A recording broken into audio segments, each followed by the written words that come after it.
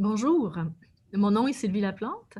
Je suis étudiante à la maîtrise en arts visuels et médiatiques à l'UQAM et je suis responsable des communications et de l'accueil des invités au programme ICI.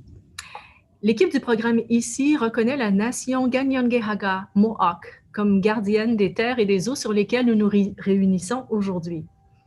Bienvenue à tous, à toutes, et c'est notre troisième conférence en ligne et diffusée en direct. Il y a un délai de 30 secondes dans la transmission sur YouTube, ce qui fait que l'information ne sera pas immédiatement reçue lorsque vous transmettrez vos questions destinées aux invités lors de la période de questions après la table ronde. On remercie nos partenaires, les éditions S et la Galerie de l'UQAM. Le programme ici est soutenu par l'École des arts visuels et médiatiques de l'UQAM, le doctorat en études et pratiques des arts, et le don des professeurs au fond du programme ICI à la Fondation de l'UQAM. L'équipe du programme ICI est composée des professeurs de l'École des arts visuels et médiatiques Gisèle Trudel et Stephen Schofield, ainsi que des étudiantes Amélie Brisson-Darvaux et moi-même. Je vais d'abord vous présenter Sylvette Babin, qui a pratiqué l'art de la performance tout en poursuivant parallèlement ses activités d'éditrice, d'autrice et de commissaire. Elle a également enseigné en art et théâtre urbain au Collège Shawinigan et en art visuel et médiatique au Cégep de Saint-Hyacinthe. Et je vais maintenant lui laisser la parole. Vas-y, Sylvette. Merci, Sylvie. Alors, bienvenue à tous et toutes à cette conversation autour du livre Le désordre des choses. Je tiens d'abord à remercier le programme ici pour l'invitation, de même que la Galerie de l'UQAM pour la collaboration autour du projet. Pour cette rencontre virtuelle, Thérèse Saint-Gelais s'entretiendra avec Stéphane Martelly et Édith Brunette autour de 3 grands thèmes de la publication, soit identité racisée et représentation, pratique critique des institutions et s'affranchir des autorités. Mais d'abord, quelques mots très, très brefs sur les éditions S. Évidemment, je crois que tout le monde connaît assez bien la publication, la revue S Art plus Opinion. Mais les éditions S publient aussi à l'occasion des livres qui nous permettent d'aller encore plus en profondeur dans l'analyse de certains sujets qui nous interpellent. Ce sont des ouvrages issus de belles collaborations avec des chercheurs et chercheuses de diverses disciplines. Je pense notamment au livre « Lieu et non-lieu de l'art actuel » qui a été publié à la suite d'un colloque réunissant des artistes et des historiens et historiennes de l'art autour de la question des lieux non traditionnels de diffusion de l'art. Formes urbaines également qui portent sur un regard sur les différentes formes d'échange, de rencontres et de cohabitation que la ville favorise et qui sont réfléchies autour du thème de la médialité. Je pense également à l'Indécidable, produit avec la collaboration encore de Thérèse Saint-Gelais, qui propose de réfléchir ici sur cette zone limite et parfois difficilement identifiable entre l'art et le non-art. Et évidemment, le désordre des choses, pour sa part, qui est le prolongement d'une exposition éponyme qui avait été présentée en 2015 à la Galerie d'art de l'UQAM et qui nous a donné envie de pousser un peu plus loin la réflexion sur les chevauchements possibles entre l'art et le politique. Le thème du désordre ouvre évidemment sur des réflexions particulièrement riches. Personnellement, j'aime dire que si le désordre se définit comme l'état d'un lieu où les choses ne sont pas à leur place, dans notre contexte de création et d'édition, il signifie bel et bien se placer là où il le faut, c'est-à-dire là où le positionnement critique et citoyen l'impose. Alors, sans plus tarder, je vous présente nos invités. Édith Brunette est doctorante en études politiques de l'Université d'Ottawa. Artiste et autrice, elle s'intéresse aux discours qui forgent et défendent les pouvoirs, ainsi qu'à l'éventail des modes d'engagement politique, en particulier dans le champ de l'art. Ses projets récents ont notamment porté sur l'éthos entrepreneurial, l'agentivité politique des artistes et la parole et la parole en période de crise sociale. Cofondatrice de l'organisation militante Journée sans culture, elle a coédité diverses publications à l'intersection de l'art et du politique, en plus de contribuer comme autrice à différentes revues et livres d'art. Stéphane Martelly est écrivaine, peintre et chercheur originaire de Port-au-Prince. Son approche profondément transdisciplinaire fait se confronter théorie, réflexion critique et création. Elle poursuit une démarche réflexive sur la littérature haïtienne contemporaine, sur la création, sur les marginalités littéraires ainsi que sur les limites de l'interprétation.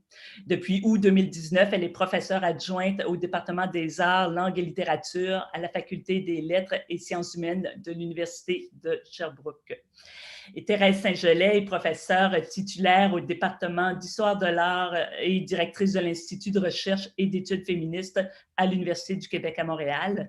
Elle a été commissaire de Gada Amer au Musée d'art contemporain de Montréal et Loin des yeux, près du corps à la Galerie de l'UQAM.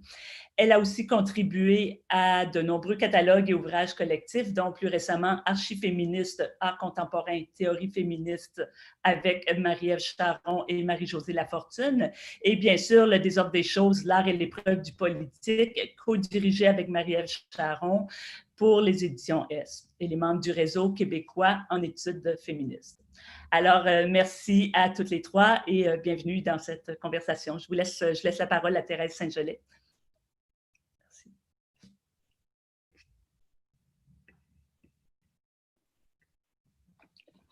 Alors, bonsoir, je suis contente d'être avec vous. Je ne sais pas qui est là, on ne voit personne, nous. On se voit seulement nous 6. Mais c'est la deuxième fois qu'on parle du désordre des choses. On avait eu déjà une table ronde lors de l'exposition du désordre des choses.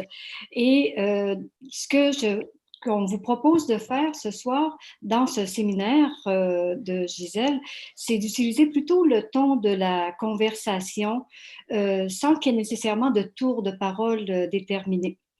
Alors, bon, on sait bien que cette façon de faire-là peut entraîner des risques, mais ça peut entraîner aussi des inattendus qui vont peut-être relever davantage du désordre que du prévisible.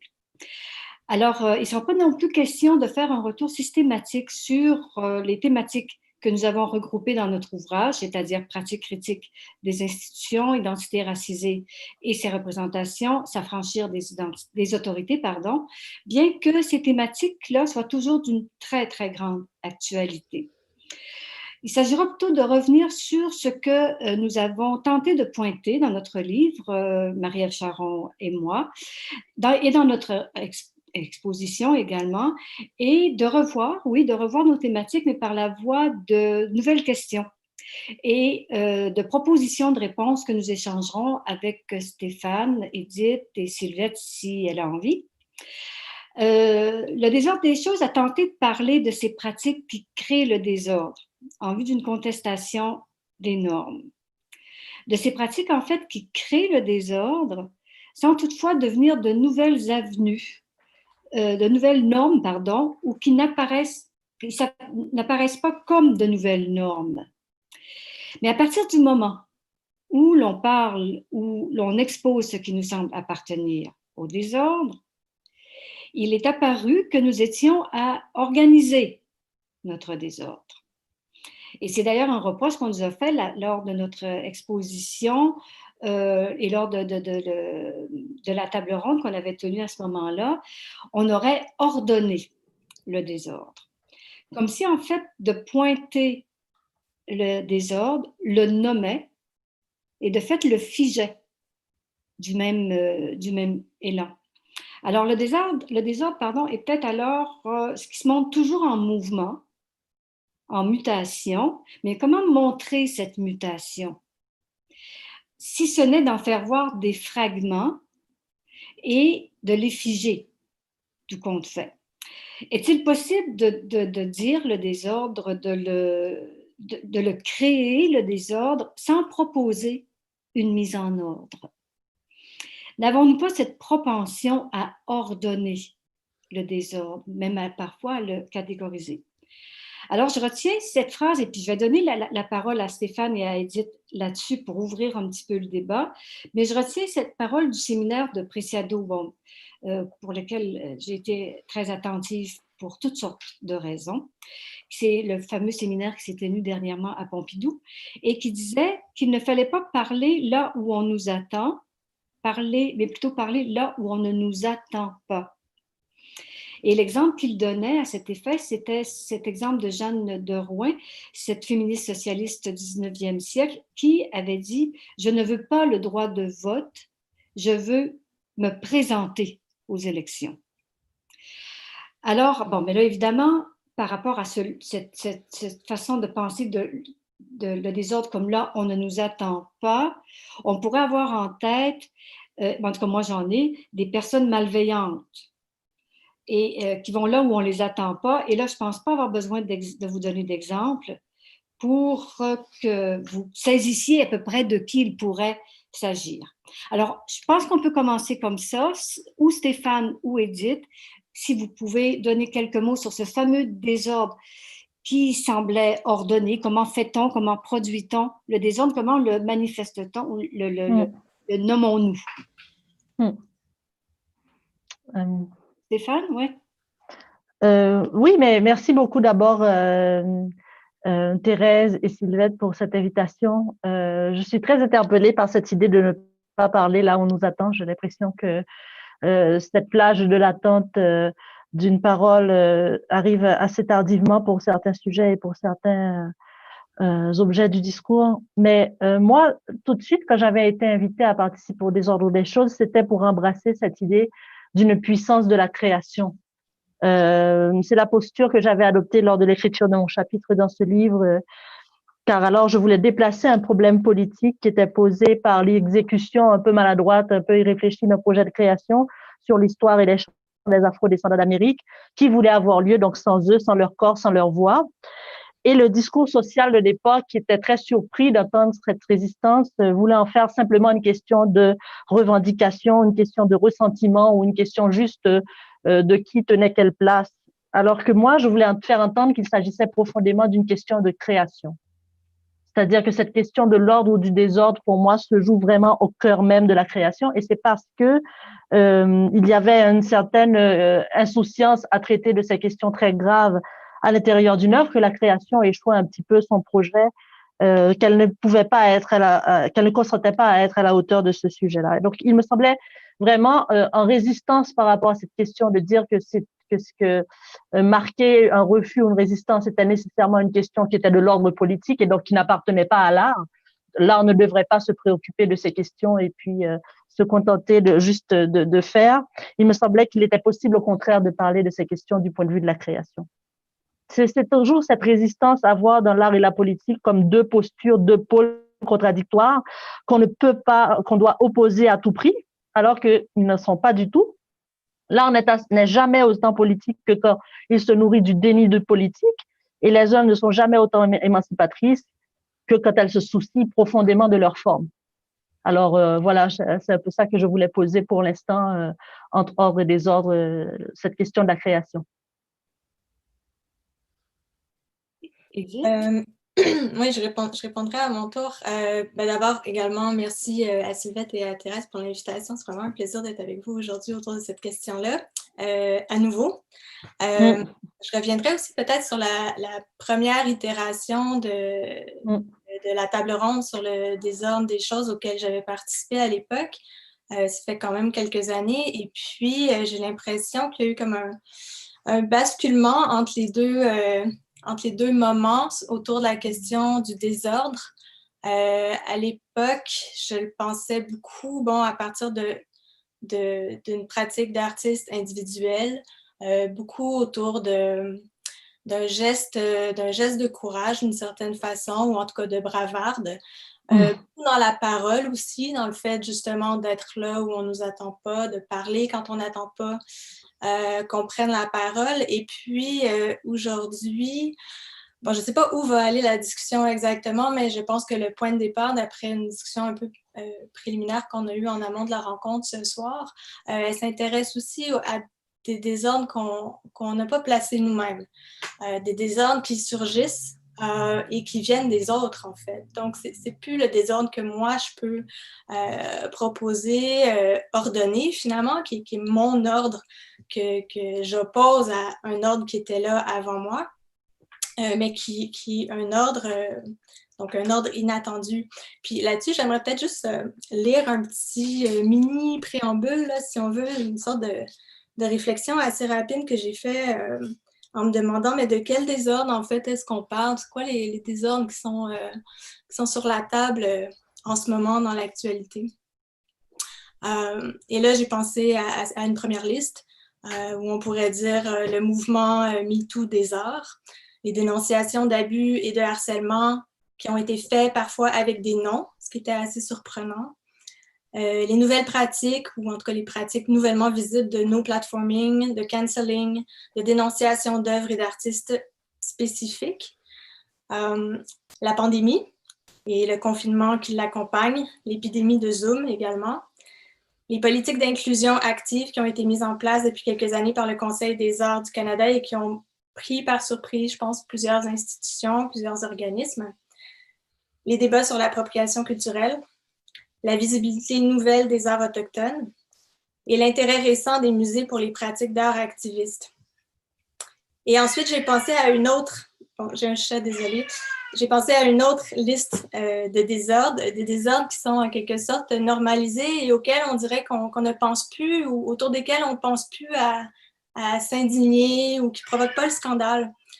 La surreprésentation des personnes blanches et des hommes dans les institutions artistiques, le laisser-faire face à des abus de toutes sortes dans le milieu culturel, les stages, les expositions ou les présentations non rémunérées ou mal rémunérées, parfois par de grandes institutions, l'épuisement professionnel généralisé, des travailleuses et des travailleurs de l'art qui sont incapables de dénoncer publiquement ce qu'ils dénoncent en privé, la présence excessive du milieu des affaires dans les postes décisionnels du secteur des arts, et l'absence d'intérêt du gouvernement Legault pour les arts et la culture, son incapacité à faire la différence entre un centre d'artistes, un musée et un show au Centre Bell. Alors, tu vois, Edith, tu es allée un peu dans le sens que je disais, tu as fait une liste des désordres. Alors, tu as même des catégories de désordres dans tes deux listes, là. Évidemment, c'est tentant de parler de tout ça. On verra si ça se passe de cette manière. J'avais envie de reposer une question à Stéphane, si tu me permets, parce que tu parles de puissance de la création.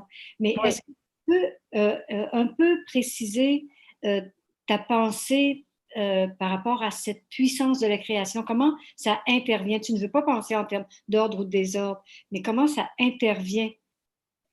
Mais ça, c'est une grande question, mais je voudrais rebondir, je vais répondre, mais je vais rebondir en même temps sur ce qu'Edith vient de faire parce que ça me semble vraiment très important. Évidemment, on est super tenté de répondre à chacune de ces choses que tu as listées, mais c'est vraiment l'idée de qu'est-ce qui est lu comme désordre et qu'est-ce qui est lu comme ordre que je retiens un peu de ces deux listes-là. Et ça, pour moi, c'est tout à fait en lien avec cette idée de puissance de la création, à la fois puissance dans le sens potentiel et puissance dans le sens de exercice du pouvoir. Je crois que les deux peuvent avoir lieu dans le cadre d'une œuvre de création. Et moi, je suis plutôt attirée par cette idée de potentiel. De potentiel parce que c'est cette idée qui nous permet d'imaginer des subversions, alors que par ailleurs, de grands désordres, de grandes violences, comme les a nommés tout à l'heure Edith, et on pourrait en ajouter tellement d'autres encore, sont présentés comme une norme sociale tout à fait acceptable et acceptée. Et c'est quand on les désigne du doigt, en fait, qu'on est perçu comme un agent de chaos, un agent de désordre. C'est très intéressant, cette idée-là. Et pour moi, ça renvoie directement à la question de à quel public on s'adresse. Et quel public est implicitement désigné dans l'œuvre qui nous est proposée et quel public, au contraire, est présumé absent. Je pense que ce sont des idées extrêmement importantes pour penser au potentiel et au pouvoir de la création parce que, évidemment, la création ne se fait pas dans un vacuum, elle existe dans le monde où ces rapports ont lieu. elle peut s'en préoccuper ou non, elle peut les apercevoir ou non, mais quand elle ne les aperçoit pas ou quand elle ne fait pas l'effort de les apercevoir, au contraire, on a l'impression qu'elle les réactive, hein, qu'elle les active. Exemple, je donnerai peut-être une seule illustration par rapport à cette notion de rapport de pouvoir dans la création et puis des publics. Le catalogue des minettes infinies de Gabriel Matzneff n'est possible que s'il n'y a pas une minette pour répondre. Vous voyez, et à partir du moment où Vanessa Springora a écrit son livre, son œuvre devient illisible. Vous voyez, ou on la rejette, ou on n'en veut plus, on veut plus se rappeler qu'on l'avait acclamé toutes ces années-là, parce que finalement, le public présumé absent, c'était toutes celles qui étaient désignées comme des minettes. Il était présumé absent ou silencieux, il ne pouvait exister que comme objet dans l'intérieur de l'écriture de Gabriel Matzneff, si on peut hésiter à l'appeler une vraie œuvre. Du moment que ce public est présent et qu'il se fait entendre, ce qu'on avait reconnu comme œuvre ne peut plus être reconnu, elle s'écroule. C'est un peu ce voyage-là, ce déplacement qui se fait à l'intérieur des publics. Et c'était la même chose pour la pièce dont j'avais parlé dans le livre. Il y a un public qui était présumé absent. Et quand il s'est fait entendre, eh bien, l'œuvre n'était plus possible. Parce que l'ordre qu'elle présentait n'était plus vraisemblable, en fait. Et c'est ça, c'est ce jeu-là qui est intéressant pour moi. Et donc, ça veut dire quoi en termes de puissance de la création? Ça veut dire que à l'intérieur d'une œuvre de création, il y a vraiment des choses très importantes qui ont lieu, qui peuvent soit passer inaperçues parce qu'elles ne font que répéter, réitérer l'ordre auquel on est habitué, soit au contraire être hyper visibles parce que d'un coup, le public qu'on attendait n'est pas celui qui s'est présenté. Vous voyez? Edith, vas-y, Edith. Ben, juste par rapport à ça, en fait, je suis d'accord avec Stéphane, et puis je dirais que au-delà des enjeux du public, donc à quel public on s'adresse, je pense qu'il y a aussi la question de la collaboration. Le public pouvant collaborer éventuellement, mais aussi de savoir avec qui on travaille, qui on considère comme étant nos collègues. Et pour moi, dans la pratique, une pratique artistique plus politique, qui inclut toujours la question des modes de production, la question de la collaboration, elle est centrale. Et là, elle se pose de manière beaucoup plus accentuée dans le contexte où on nous demande d'avoir des pratiques plus attentives, d'avoir des pratiques plus inclusives, d'avoir des pratiques de soins. Tout ça ne peut pas laisser de côté l'idée qu'on travaille toujours avec des gens. Puis remettre en question de manière beaucoup plus vive qu'elle ne l'a jamais été. Je pense la question de l'authorship, la question de l'auteur unique, en fait, qui, pendant des décennies d'art dit engagé, d'art dit radical, a quand même perpétué à travers des figures souvent d'hommes blancs, très centraux, en fait, dans leur création. Tout à fait. Et puis, ça renvoie aussi à l'idée, ce que tu viens de dire, Edith, de qu'est-ce qui est reconnu comme art et qu'est-ce qui n'est pas reconnu comme art. Et donc, voilà, c'est la figure de l'artiste ici, non seulement en termes de collaboration possible, parce que chaque fois qu'il est question de restriction ou de liberté atteinte, moi, cette idée vraiment me pose absolument question, parce que, bien sûr, chaque fois, on aurait pu collaborer, hein, et donc ça aurait permis d'autres choses. Mais même en dehors de la collaboration, c'est qui est toujours considéré comme sujet de parole et qui ne peut exister qu'à la marge, comme sujet second au mieux ou sujet au pire, mais jamais comme principal locuteur ou comme principale autorité sur ce qui est en train d'être proposé. Et c'est ça que ne permet pas de voir cette idée de toujours présenter la notion de liberté comme une sorte de j'ai le droit un peu infantilisant. J'ai le droit, parce que poser la question comme ça ne nous permet pas de réfléchir au silence et aux absences que contiennent les institutions et qui autorisent notre innocence. Évidemment, on n'est jamais coupable de qui n'est pas présent si les institutions ont organisé cette absence dès le départ. Et donc, il faut au contraire aller à rebours de ces pratiques qui ont tendance à ne pas permettre certaines paroles, à ne pas permettre certains corps, certaines pratiques, certains visages, pour qu'il y ait une multiplicité, une multitude de voix présentes qui nous proposent des choses selon différents angles et différentes perspectives. Edith me permet de revenir sur l'inclusivité dont tu parlais et puis avec laquelle je suis tout à fait d'accord. J'ai été surprise toutefois d'entendre l'autre jour que l'inclusivité n'était pas véritablement acceptée comme idée révolutionnaire en quelque sorte là, dans nos pratiques, compte tenu du fait qu'elle avait son revers un peu que l'on remettait en question, c'est-à-dire celui de la normalisation. Alors, qu'est-ce que vous en pensez de ça? En fait, ça aurait pu être ceci intégré dans notre section Identité racisée et ses représentations. Je l'avais logé là comme question, là. Mais est-ce qu'il n'y a pas un danger? Ben, ouais, alors, oui, Stéphane, tu en penses quoi?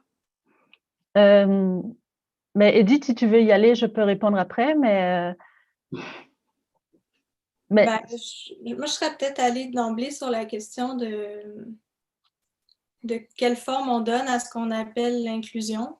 J'ai l'impression que quand on parle d'inclusion, il y a des inclusions normalisées et il y a des inclusions qui ne le sont pas, ou normalisantes et des inclusions qui ne le sont pas. Déjà, une inclusion qui comprend une distribution des pouvoirs, pour moi, elle n'est pas normalisante. Ou en tout cas, elle a vraiment les chances d'être tout sauf normalisante, parce qu'à ce moment-là, on introduit du mouvement, on introduit de la dissension. Ce qui veut dire qu'en fait, le politique va être beaucoup plus présent qu'il l'était avant le geste d'inclusion et pas l'inverse. Et puis, bon, c'est une question quand même à laquelle tu nous avais invité à réfléchir. Et puis, moi, je me suis tournée vers un texte de Bell Hooks qui s'appelle, je crois, Choosing the Margin, où elle parle exactement de ça, c'est-à-dire comment, en fait, elle parle de comment elle, comme personne noire, elle peut ou non se mettre en relation avec l'institution. Et puis, elle dit, on peut approcher, il faut approcher l'institution, mais il faut l'approcher en gardant une distance. Il ne faut pas se laisser absorber. Il faut l'absorber, il faut l'approcher avec le soin de conserver son propre vocabulaire, ses propres spécificités. Et elle invite, en fait, ce qu'elle invite à faire, c'est de rester à la marge. Et donc, de forcer l'institution à venir, ou les personnes en position de pouvoir, à nous rejoindre. À la rejoindre, là, elle parle spécifiquement des personnes noires, mais je pense que ça pourrait être dit de toutes les personnes qui se sentent exclues, en fait, de l'institution.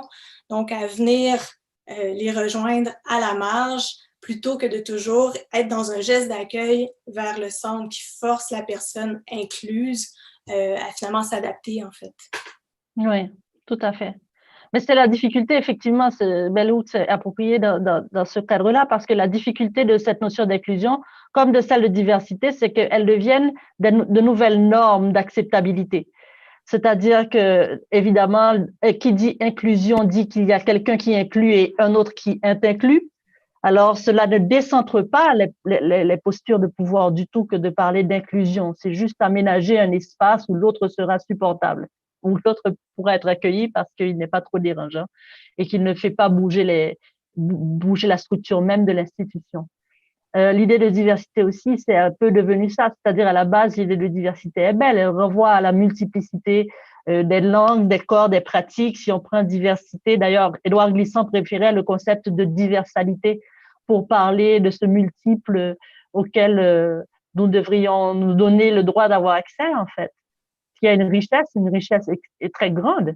Mais malheureusement, le terme de diversité, de plus en plus, il y a des gens issus de la diversité, ce qui est très étrange, puisque la diversité, c'est un peu le statut de tout le monde, de faire partie d'une sorte de diversité.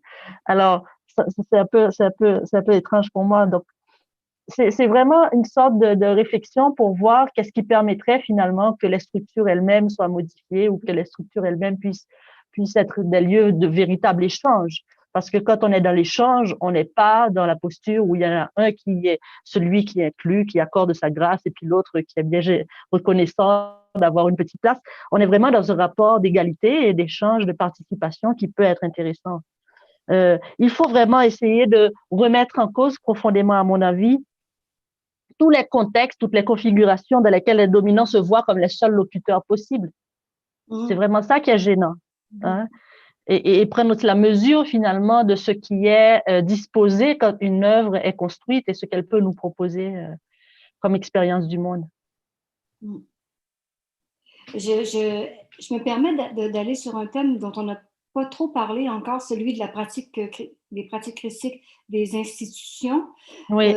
Bon, c'est sûr que dans la liste des désordres d'Édith tout à l'heure, on n'a pas eu celui qui a été créé, on s'entend, à l'Université d'Ottawa, là, mais on ne va pas se pencher trop là-dessus parce que ça pourrait être long.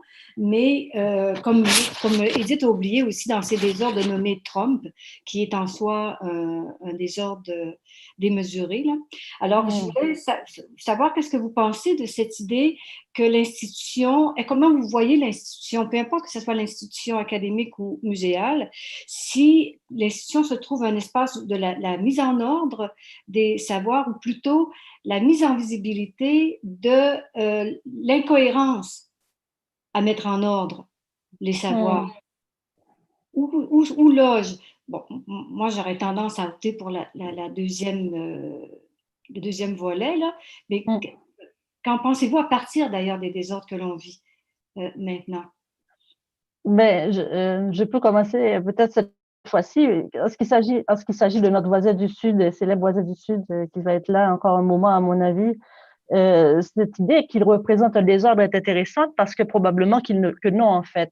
Il n'est que la pointe extrême, la version excessive d'un ordre qui est très destructeur, hein, qui est l'ordre un peu colonial, patriarcal et capitaliste, qui nous amène vraiment sur le bord de notre fin et qu'il faudra à un moment se demander si on veut le suivre jusqu'au bout de cette espèce de nécropolitique et puis de volonté d'annihilation qui l'habite. En ce qui concerne l'affaire de l'Université d'Ottawa, je ne vais pas m'étendre trop là-dessus non plus, à part pour dire que placer une limite et placer un silence ou demander un silence peut être tout aussi productif que faire œuvre de création ou que parler ou qu'énoncer.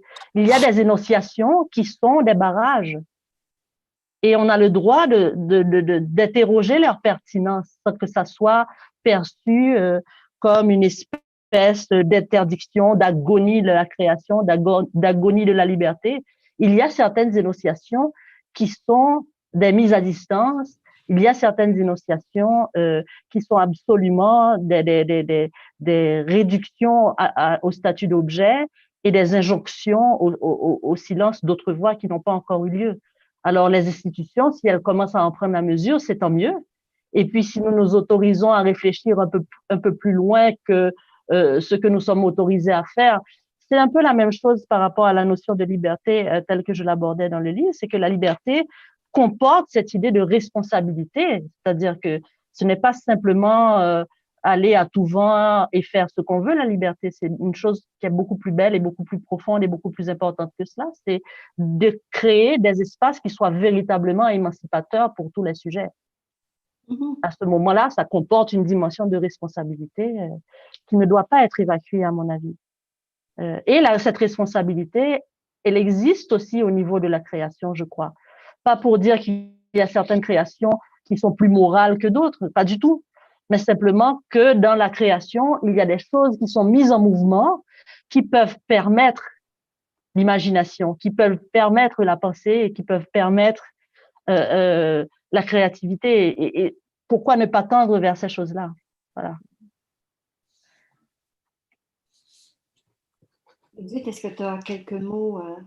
Oui, j'étudie à l'Université d'Ottawa, donc oui. fascinant.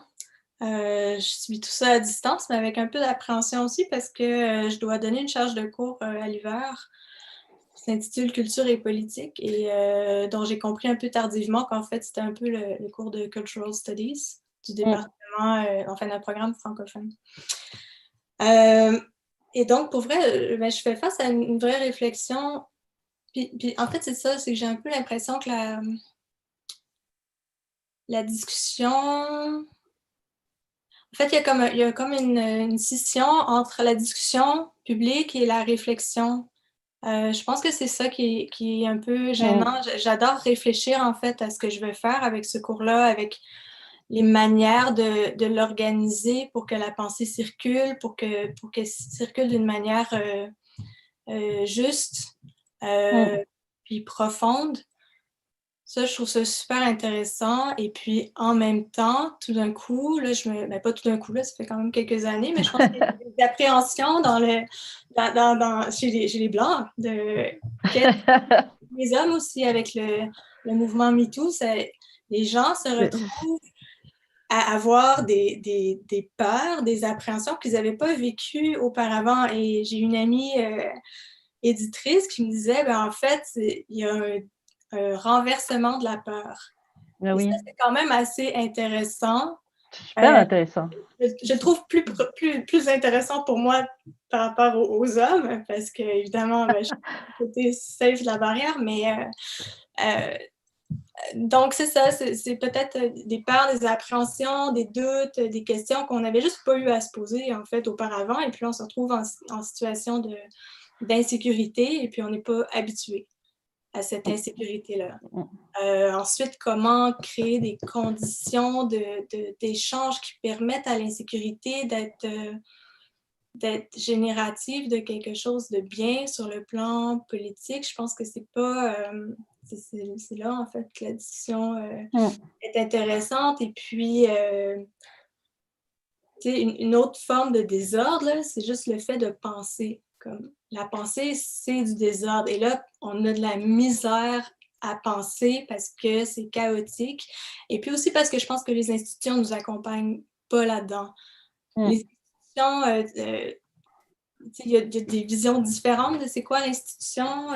Luc Boltanski en donne une définition comme quoi l'institution, ben, c'est ce qui accueille momentanément le dépôt d'un certain sens communément accepté, d'une certaine norme, et puis l'institution serait toujours en dialogue avec la société civile. Dans une vision que je trouve un petit peu angélique, comme si cet échange-là, il était courtois. L'institution s'assoit dans l'oreille, elle dit « Mais qu'est-ce que vous avez à dire? On aimerait ça en parler, on aimerait ça vous entendre. » Et moi, je tends plutôt vers une définition de l'institution que donne Niklas Luhmann, qui dit en fait, ben non, l'institution, c'est pas du tout un lieu de dialogue. C'est un lieu qui rejette autant qu'il le peut la confrontation, l'antagonisme, la remise en question, et qui, en fait, va toujours essayer de refermer le couvercle, pour le dire simplement, en substituant à la pensée puis à la complexité des procédures. Oui. C'est un peu comme ça que je vois les... oui. Mais c'est un peu l'histoire de l'institution scolaire en général. L'institution universitaire est un prolongement de celle-ci, c'est-à-dire que ce sont des espaces qui sont soit très conservateurs, soit très révolutionnaires. Il n'y a pas tellement de possibilités entre les deux. Elles sont chargées de représenter un certain ordre social. Elles s'acquittent très bien de cette charge le plus souvent, mais à un certain moment, il arrive que les choses changent, que, encore une fois, les publics soient différents et que les interlocutions soient plus vastes. Et il convient, nous sommes vraiment dans une époque où il faut réfléchir très attentivement à ces questions et ne pas se laisser happer par l'emballement médiatique assez hallucinant que nous avons vu lors des derniers jours où vraiment deux majorités se parlaient entre elles, finalement, alors qu'à la base, la question principale était celle soulevée par les étudiants noirs de cette institution qui disaient assez simplement et de manière assez peu surprenante que certaines énonciations n'étaient pas des dialogues pour eux, mais au contraire l'exercice d'une certaine violence. Moi, je pense qu'il est important d'entendre ça. Je crois que c'est très important d'entendre ça et puis de comprendre pourquoi est-ce que l'institution n'a pas su créer un espace où le dialogue était possible à partir de certains termes, pas à partir de certaines questions ou certaines idées, à partir de certains termes. Et pour ce que ça dit dans une société qui n'a pas surmonté peut-être son racisme ou son colonialisme, si la resémantisation de certains termes n'est pas possible. Voyez? Ça, c'est très important. Ce sont des questions très urgentes auxquelles il nous faut réfléchir. Parce que c'est ça l'idée, c'est que les objets symboliques que nous manipulons, mais les objets symboliques que nous manipulons, que ce soit dans le cadre académique, que ce soit dans le cadre de la création, ce ne sont pas des jouets. Il faut espérer que ce ne sont pas de simples distractions bourgeoises ou populistes, mais vraiment des objets symboliques qui ont une lourde charge à porter et dont il est possible de faire des choses peut-être qui soient plus significatives pour nous maintenant et pour l'avenir aussi. Mm-hmm. Je ne voudrais pas terminer ce séminaire sans parler de la dernière partie de l'ouvrage qui portait le titre « S'affranchir des autorités ». Oui. Et je me demandais de quelles autorités faut-il s'affranchir, en fait. Là, je parle pas, je sais qu'il faut s'affranchir de l'autorité dans l'absolu, mais il y a des urgences quant à ces autorités-là. Et pour avoir fait le tour un petit peu des textes et alimenté aussi par ce fameux séminaire de Pompidou, il y avait des personnes qui sont intervenues en disant que, par exemple, le patriarcat, pour utiliser un bien gros mot, là, il fallait en cesser la narration. C'est Virginie Despentes qui disait. Oui. Le patriarcat est une narration et elle a fait son temps. Alors, mais il y a cette autorité-là, mais il y a aussi l'autorité de l'institution, du musée, même de l'identité. Est-ce que l'identité peut s'imposer comme autorité? Alors, est-ce que c'est des grosses questions, mais... Oui, on a comme 10 minutes. On a 5 minutes. mais oui, moi, je suis persuadée qu'il est possible d'imaginer mieux que ce que nous avons jusqu'à présent. J'ai l'impression que peut-être il faudra que plus de voix aient accès aux espaces où elles sont entendues, qu'il nous faudra peut-être davantage prêter écoute, qu'il nous faudra casser les mécanismes institutionnels qui les maintiennent à distance. Ça, je pense que c'est essentiel. Mais c'est l'idée que la création doit pouvoir nous proposer autre chose que la restitution des ordres qui nous accablent.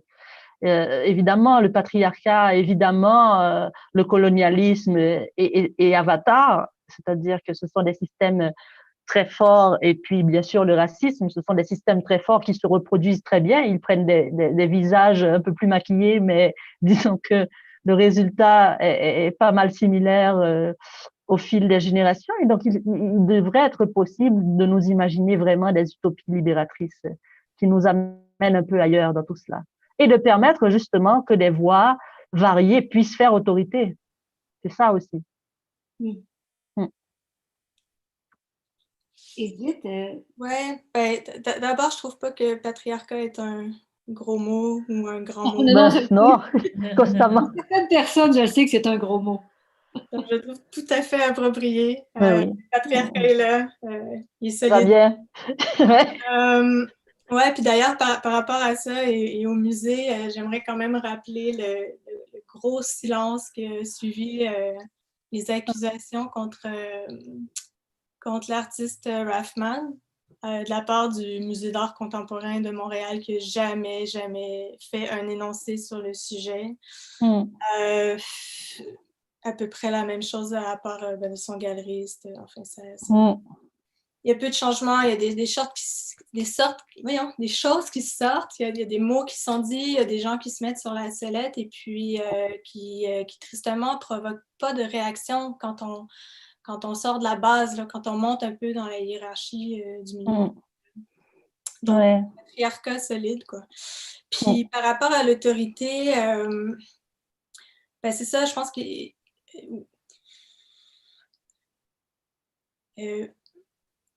oui, certainement, il faut demander aux institutions de nous proposer autre chose. Je suis d'accord là-dessus, mais j'irais vraiment avec la dernière remarque que tu as dit, Stéphane. Je ne sais pas comment tu l'avais formulée, mais en fait, quand je pensais à s'affranchir des autorités, je me disais, ben là, on est à l'heure où il faut s'affranchir de notre propre autorité.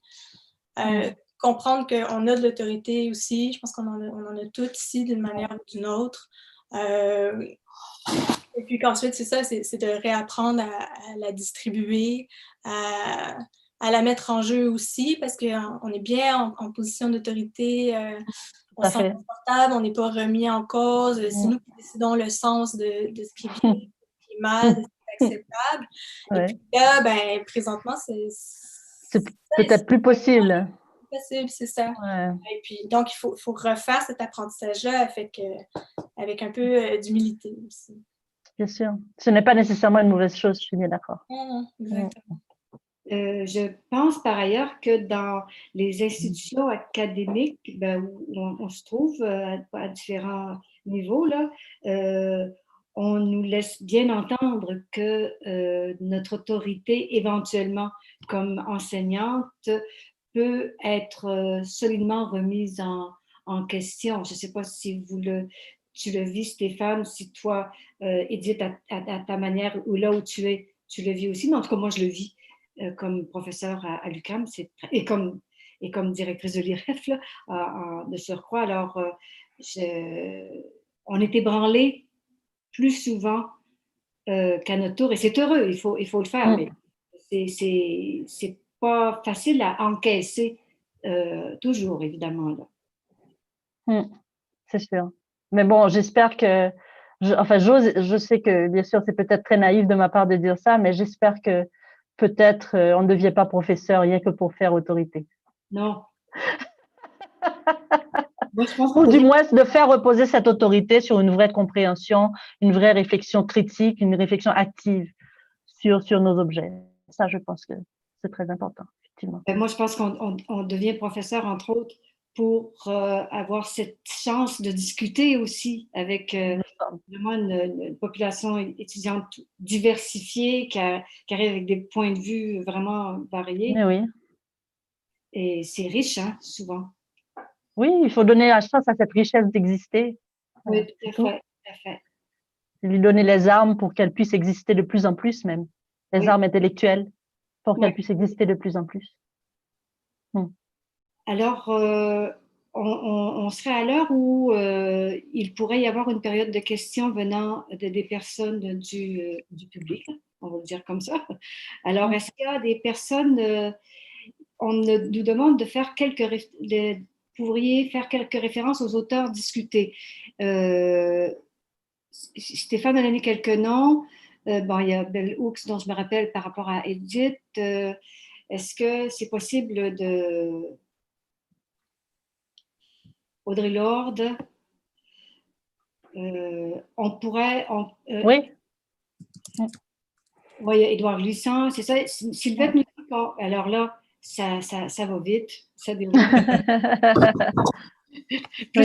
plus que les élections américaines. Bon, ça, c'est pas difficile. Il y a Luc Boltanski, Bell Hooks, mais est-ce que les gens peuvent voir ça ou c'est simplement nous? Non, seulement nous. C'est seulement nous, OK. Ben alors, Sylvette semble dire qu'on pourrait les mettre sur YouTube d'une quelconque façon. Je ne sais pas si le programme ici... OK, alors, il y a une question, je vais vous la poser. J'aimerais connaître votre position par rapport à leur tendance à vouloir rattraper les initiatives des artistes, à y inclure des réflexions critiques des artistes et à les institutionnaliser.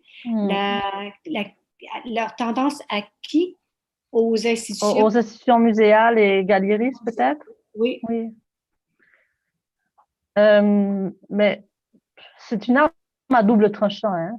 En même temps, c'est demandes qui sont faites aux artistes un peu d'écrire des démarches et puis d'expliquer un peu leur art. C'est une manière en même temps de leur rendre une certaine autorité sur leur travail puisqu'ils en deviennent les exégètes, en quelque sorte les premiers exégètes. Mais souvent, je crois que c'est, enfin, vous me corrigerez et puis je suis peut-être un peu plus loin du milieu des arts visuels que vous deux. mais j'ai l'impression que souvent c'est reçu par les artistes comme une espèce de demande de travail supplémentaire, comme si on leur demandait à la fois de faire l'œuvre et puis le critique sur leur propre travail. Et je crois que pour beaucoup d'artistes, c'est reçu assez, ça peut être lourd, quoi. Mais je ne sais pas, je ne sais pas. Ouais, c'est une pratique qui est beaucoup développée aussi avec les études supérieures, là, Oui, bien sûr. d'intégrer la recherche création ou la recherche artistique dans le milieu institutionnel, où là, c'est plus juste écrire une démarche, c'est écrire un mémoire de 50 ou de 200 pages. Oui. Je pense que là où il y a une lourdeur aussi, c'est est-ce que les institutions qui nous demandent d'écrire tout ça, qui nous demandent de créer tout ça, ont réellement une capacité d'écoute? Oui, Ont réellement une capacité d'écoute? c'est vraiment l'enjeu. On les écrit, on les fait, on fait des dossiers. Est-ce qu'ils sont lus? Dans quelles conditions? Moi, j'entends parler de dossiers qui sont regardés en 2 minutes, là, ou en comme 1 minute. Ouais. Et puis, bien sûr, pour les artistes qui n'ont pas accès à ces espaces-là, jusqu'à présent, pas tellement. Il faut quand même imaginer que Manuel Mathieu je pense que l'œuvre de Manuel Mathieu, c'est la première œuvre d'un artiste afrodescendant du musée des Beaux-Arts de Montréal, l'année dernière ou il y a 2 ans, je crois. C'est terrible. Il y a l'enjeu de compétences de lecture, c'est-à-dire ou de compétences d'interprétation. Il ne faut pas que ces requêtes ou ces demandes qui sont faites aux artistes viennent à masquer le fait que dans l'équipe, il n'y a personne qui est vraiment capable de lire cette œuvre au fond. Ou que personne n'a la compétence de l'interpréter vraiment. Et moi, je pense que c'est peut-être l'enjeu sous-jacent qui met un peu à nu cette homogénéité des équipes, en fait. Là, il y a des questions qui apparaissent et puis je me permets de les poser. Savons-nous reconnaître des types d'autorité qui jouent le rôle d'alliés? Ou faut-il imaginer que systématiquement l'autorité est ce contre quoi il faut lutter et s'affranchir? Oh là là. C'est compliqué à dire rapidement. Hein. On a l'impression que oui, on a des alliés dans quelques... Je dirais peut-être là-dessus, parce que l'autorité, en fait, c'est étroitement lié, en fait, à la question de la légitimité. C'est pas nécessairement une question de position hiérarchique si on le prend à partir du concept de légitimité. C'est simplement de voir où se trouve une puissance assez grande pour aller rallier des gens, pour aller rallier des idées puis des énergies. Puis si on prend de ce point de vue-là, je pense que l'autorité peut-être peut être prise comme une source de... Oui, comme une capacité de faire. Ouais. Oui. La question d'allier aussi est parfois difficile parce que, encore une fois, ça part d'une bonne intention, mais en fin de compte, maintenant un peu chacun à sa place, quoi. C'est quand même cette notion d'allier. Et donc, il faut l'aborder il faut l'accueillir, mais il faut en même temps l'aborder avec un certain nombre de précautions aussi. C'est-à-dire que il faut essayer de remettre en cause finalement chaque configuration qui maintient chacun confortablement à sa place, je pense. Et donc, oui, si l'autorité peut être une compétence, c'est intéressant. Une compétence pour lire certaines œuvres, pour aborder certains livres, oui, tout à fait. Il faudra qu'il y ait des personnes en posture d'autorité capables de faire ce travail-là. Mais si l'autorité est juste l'exercice d'un certain pouvoir, à mon avis, ce n'est pas très pertinent. Et effectivement, il faut se rebeller de toutes nos forces. Je voulais une autre question. Je ne sais pas si vous êtes au courant. Moi, je n'étais pas au courant de ça, mais je poursuis. Ma question est la suivante. La galerie Kordansky de Los Angeles a récemment reçu des accusations de racisme et de sexisme. D'ailleurs, on le voit passer dans Art Forum. Hein, il y a plusieurs galeristes qui ont des accusations d'agression sexuelle, entre autres. Là. Et la personne poursuit en disant par la suite, 2 semaines après les dénonciations, Dina Lawson, artiste afro-descendante, gagnait le prix Hugo Boss. Que pensez-vous de ce paradoxe? L'artiste Dina Lawson était représentée par la galerie Kordansky. Oui, sûrement. Enfin, moi, je ne connais pas bien l'affaire, donc je ne peux pas me prononcer, mais c'est sûr que c'est une... Enfin, On imagine une situation, je n'ai pas encore en tête quelque chose qui pourrait être semblable, mais c'est peut-être dans les deux choses, il y a peut-être le point commun au lieu de paradoxe. Le point commun, c'est un accès à l'égalité qui est demandé, je pense. Et maintenant, si la galerie essaie de présenter une chose pour masquer l'autre, je ne crois pas que ça fonctionnera tellement non plus. Mais qu'une artiste afro-américaine ou afro-descendante gagne un prix, mon Dieu, il en faudrait tellement plus. Donc, je ne m'en plaiderai pas. Je ne connais pas exactement la teneur du prix. Ça. Donc, c'est difficile de se prononcer comme ça à froid, c'est sûr que il faut toujours se réjouir quand des gens qui étaient absents de la scène finissent par être présentés et puis finissent par avoir leur travail connu. Maintenant, est-ce que c'est une opération pour qu'une chose en masque une autre? Peut-être, mais bon, il y a le même, je pense qu'il y a le même, la même réclamation, en fait, d'un accès de structures qui permettent plus d'égalité, je crois. Là, je vois qu'il n'y a plus de questions, mais nous, on s'était proposé un nombre certain de questions et puis vous aviez écrit déjà quelques commentaires sur les sujets de nos 3 thématiques. Est-ce qu'il y a des points que vous aimeriez faire valoir maintenant, Edith, ou par rapport aux pratiques des critiques des institutions, aux identités racisées et ses représentations, ou franchir des autorités? Il y a des points que vous aimeriez relever? Ben, il y a peut-être un élément dont on n'a pas tant parlé. J'en ai parlé un peu dans la question du collectif, du travail collectif au début. Mais c'est comment les débats actuels peuvent modifier les pratiques artistiques. Moi, je l'ai vécu, c'est ça, beaucoup du côté... Puis j'en parle avec des amis qui ont des pratiques collaboratives. Je pense qu'on s'entend toutes et tous pour dire que le travail collaboratif, c'est extrêmement difficile. Quand il y a des enjeux de débat politique, d'alliances qui viennent complexifier ça ouvre beaucoup de possibilités et en même temps, on se jauge, on essaie de trouver comment le faire et puis on prend la mesure aussi de l'écart historique et social qui fait que les alliances, elles ne se construisent pas comme ça. C'est un long travail. Les institutions peuvent un peu se revirer sur un dixaine parce qu'elles fonctionnent avec des institutions, avec des invitations. Pour un artiste, c'est pas du tout la même chose. Et puis, ce que je vois là-dedans aussi, c'est que la complexité de ce travail-là demande aussi de se donner comme collectivement le droit à l'erreur, ou peut-être pas collectivement à tout tel, parce qu'il y a des choses qui sont inacceptables, comme l'impossibilité du gouvernement actuel à reconnaître qu'il y a un racisme systémique, c'est ridicule, tu sais. Mais après qu'à un moment donné, un mot inadéquat surgissent, faut être capable d'en parler aussi, puis de voir comment on le rattrape, comment on répare les choses. Et puis, donc je le vois beaucoup présentement comme un travail d'apprentissage de la réparation. Tu sais, comment on recoue ce qui a été défait.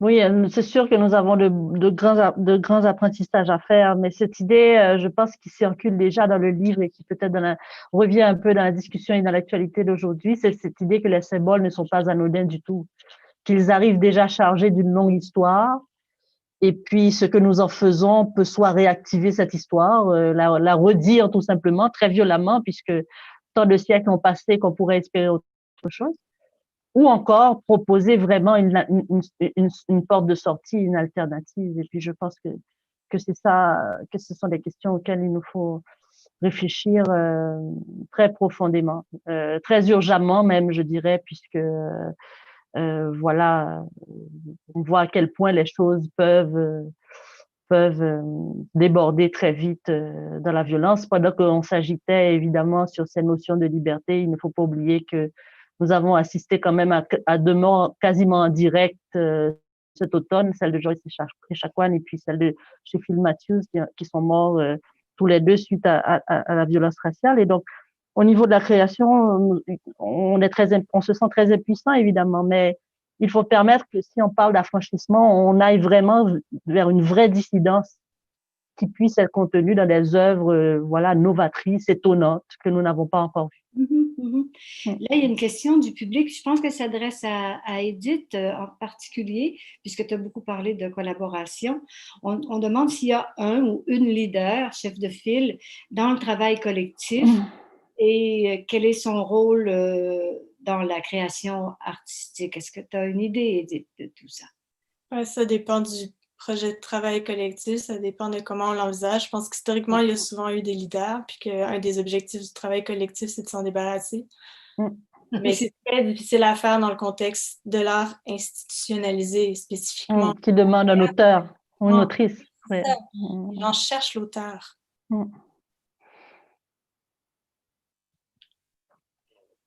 Je pense à ce travail collectif des Guerrilla Girls, par exemple, ce qui a causé beaucoup de problèmes entre elles. Ça s'est dissous parce que justement, il y en a qui ont tenté de prendre le rôle de chef de file. Oui, alors que en fait, c'était un peu le contraire de ce qui était présenté. C'est ça. Ouais. Et bon, c'est un bon exemple parce qu'effectivement, ça s'adressait, les Guerrilla Girls, précisément aux institutions et à leur capacité de... Ah oui, c'est dommage, mais ça a été torpillé de l'intérieur. Bon, mais il faut faire mieux, voilà. C'est peut-être ça, là. Il faut faire beaucoup mieux. On est loin du compte, très loin du compte. Merci beaucoup. Merci beaucoup à chacune pour ces paroles fortes et puis toutes ces interventions et ces problématiques adressées. J'aurais aimé que l'on puisse poursuivre ça plus longtemps. Ça aurait été nécessaire, je pense. C'est un très, très bon moment. Merci encore à chacune pour ces vraiment intéressantes apports à ces questions. Donc, on va clore. Nos prochaines conférences ici vont reprendre à l'hiver 2021. Les dates vous seront précisées sur les différentes plateformes de l'UQAM et de l'École des arts visuels et médiatiques. Au plaisir de vous retrouver sur notre chaîne YouTube. Donc, vous trouverez le lien sur le site ici.uqam.ca. Alors, merci beaucoup à tout le monde d'avoir été là. Merci à nos invités. Et puis, à tous, toutes, bonne soirée.